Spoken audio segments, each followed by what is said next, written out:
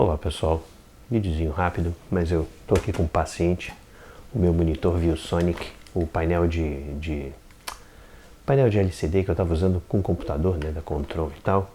Eu notei que a tela VGA estava com brilho, estava bem saturada, e eu tive um outro painel desses, semelhante, um modelo um pouquinho diferente, que sofreu desse problema também. E, bom, para variar, capacitores de fonte de alimentação no outro painel estavam indo para o vinagre, então a tensão provavelmente estava bem ruim, e aí, curiosamente, só a seção VGA estava ficando muito ruim. Eu acho que provavelmente, não sei se é porque eu consome mais ou é mais suscetível, pelo VGA ser analógico, ela é mais suscetível talvez à tensão de alimentação, né? Precisa de uma tensão um pouco mais estável. Então eu vou fazer uma revisão nesse painel, já abri aqui, dei uma olhadinha. Vamos fazer uma revisão nesse painel, nos capacitores dele, tá? Porque é um painel também antigo, igualmente antigo, deve ter aqui agora. Esse painel aqui já tem uns 18 anos de uso, não contínuos, tá? Mas enfim, infelizmente é a praga, né? Os capacitores não são de boa qualidade, não são de muito boa qualidade, e então vou ter que fazer uma revisão aí. Vamos lá. É um vídeo simples porque a gente fez bastante dessas coisas aqui no canal. Mas eu vou dar uma olhadinha no painel. Bom, tá aí o painel desmontado, né? Vou pegar aí vocês o trabalho dessa... É um trabalho muito simples de desmontagem, nada demais. Mas tá aí a tela principal aqui da Philips, tá? E as duas placas principais com algumas conexões apenas, né? Conexão de terminal frontal, esse aqui é o flat panel em si, tá? A conexão digital, e tem as conexões para o backlight cá em cima, tá? Então, aproximando aqui, a gente vê uma série, naturalmente, de capacitores eletrolíticos, tá? Tanto na parte digital quanto na parte de fonte, naturalmente, e normalmente os capacitores da fonte vão para o vinagre. No outro painel que eu tive, os capacitores estão visivelmente estourados, tá? Esses capacitores aqui visivelmente não parecem estourados não, mas obviamente que eu vou fazer o teste porque o sintoma foi idêntico ao sintoma da outra placa. Idem, na mesma data, os capacitores da seção digital. Então eu vou fazer um testezinho neles, porque normalmente isso me resolve os problemas, tá? E uma das coisas mais curiosas e mais irritantes que eu vejo normalmente nessas placas, principalmente as placas um pouco mais antigas da virada do século, são esse mastic aqui, essa coisa que eu vou botar aqui no detalhe, mas esse mastic que segura os capacitores dos componentes grandes, esse tipo aqui que é uma cor meio creme, meio amarronzada, ele é muito ruim, tá? Ele degrada muito com o tempo e em alguns pontos, no caso como esses dois aqui de baixo, ele fica até escuro, tá? Então pode ser muito bem a ação da temperatura, e eu ouvi falar de alguns, eu não sei se esse aqui é o caso, não me parece ser o caso, alguns inclusive se tornam um pouco condutivos com o tempo, ou seja, definitivamente nada agradável. E curiosamente, somente os capacitores grandes da fonte foram usados isso. Os capacitores da placa digital e inclusive até um grande indutor aqui, ele está solto, digamos assim, nada foi usado para prender esses negócios. Então, claramente, as duas placas parecem ter vindo de fornecedores diferentes. Então, bom, é isso aí. Bom, aproximando aqui só para mostrar bem aqui como a degradação com temperatura, você vê, esse mastic está bem escuro, tá bem escurecido, esse aqui está bem melhor, um pouco mais claro, né? Provavelmente muito mais próximo da cor original dele. Aqui, por exemplo, tem um diodo cá em cima, deixa eu ver se eu consigo enquadrar um pouquinho melhor. Tá aqui um diodinho cá em cima, que o mastic está completamente preto. Aqui também, aqui não, aqui tá ainda um pouco em bom estado, mas naturalmente não, dá para ver claramente que a ação do tempo e do calor dão um sério problema para isso. E sem contar que ao longo do tempo, esse capacitor, por exemplo, está soltinho, ou seja, o mastic não está fazendo nenhum efeito mais. Os capacitores aqui embaixo também, o mastic não faz mais nenhum efeito. Contraste, por exemplo, esse capacitor grande, o mastic ainda está grudando bem. Então, quer dizer, é quase que uma Quase que uma loteria aí, né? Ah, um outro ponto também que o mastic ficou bem escuro, perto desse capacitor de poliéster aqui, então, curiosíssimo, talvez seja por causa da proximidade do dissipador de calor do diodo, né? De um dos diodos retificadores. Então, o que eu vou fazer basicamente aqui nessa fonte, eu vou, como é simples o suficiente, eu vou retirar os capacitores, testar no medidor e substituir os que fazem sentido, tá? Idem, eu vou fazer na placa digital também, vou fazer um certo retrabalho aí, só para ganhar alguns anos extras de vida aí desse painel, que funciona muito bem, tá? Enfim, e me quebra sempre um galho.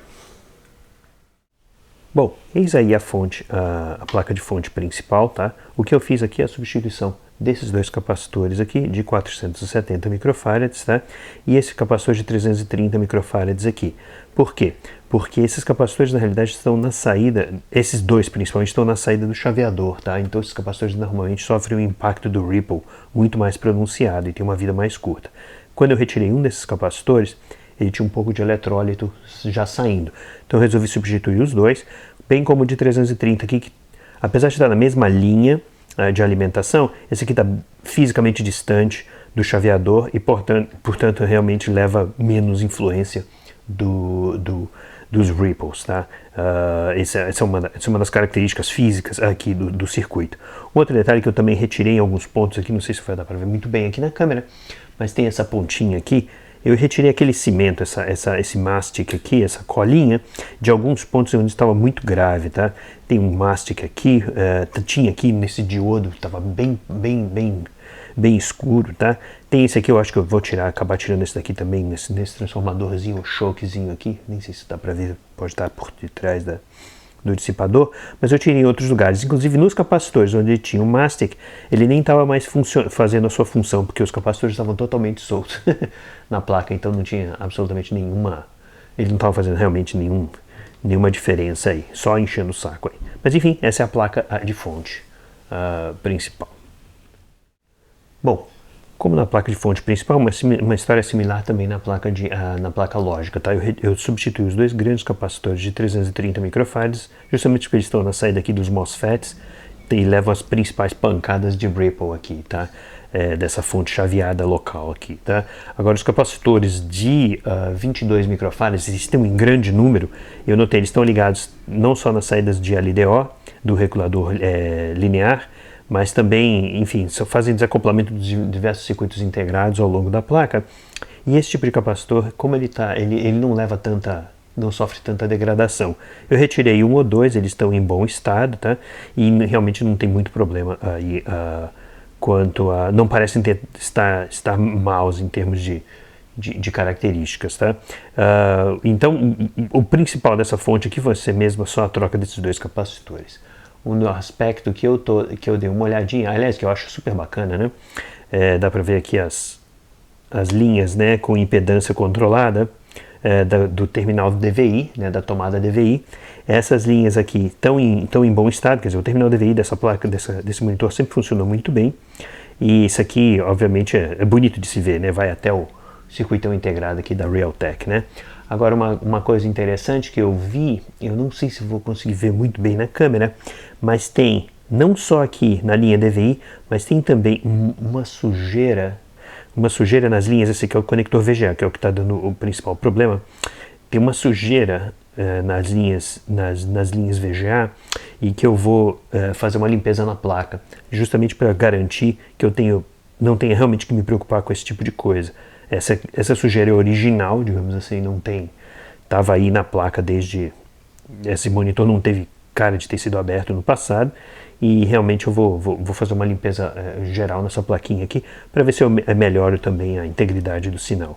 Mas basicamente, nesse tipo de placa, com sinalização de alta velocidade, todos os detalhes contam, tá? Então é impossível você ter uma plaquinha dessas sem manter realmente uma integridade boa física na sinalização, nas trilhas de sinalização de vídeo aí. Então, vamos lá. Bom, pessoal, dá para notar? Fiz o recap geral. Porque, bom, com a pistolinha de solda, pistolinha da Raco, que ela ajuda pra caramba, eu tirei mais alguns capacitores, principalmente esses 3 capacitores que estavam perto desse indutor que esquenta aqui. Eles estavam medindo ruim, estavam com eletrólito na placa, então aí eu, bom, fiz a troca geral aqui, tinha uns capacitores aí, e agora é partir para o corte das perninhas. Isso aqui é relaxante a beça. Enfim, é isso aí. E lá vamos nós.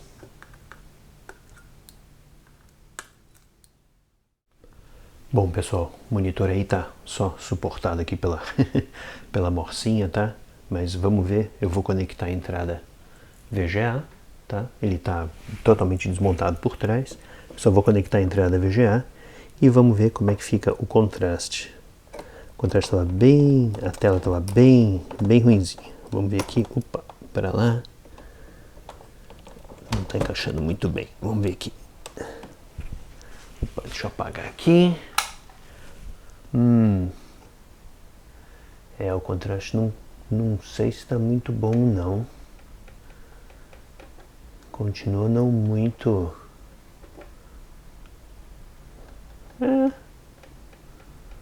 Mais ou menos, né? Vamos ver aqui. Redução de brilho, fez nada. Curioso, o controle de brilho e de contraste não estão muito bons não. Ou seja, esse trabalho todo não fez muito pelo monitor não, ou pelo menos pela entrada VGA. Será que ele está começando a ir pro vinagre? Pode ser, hein?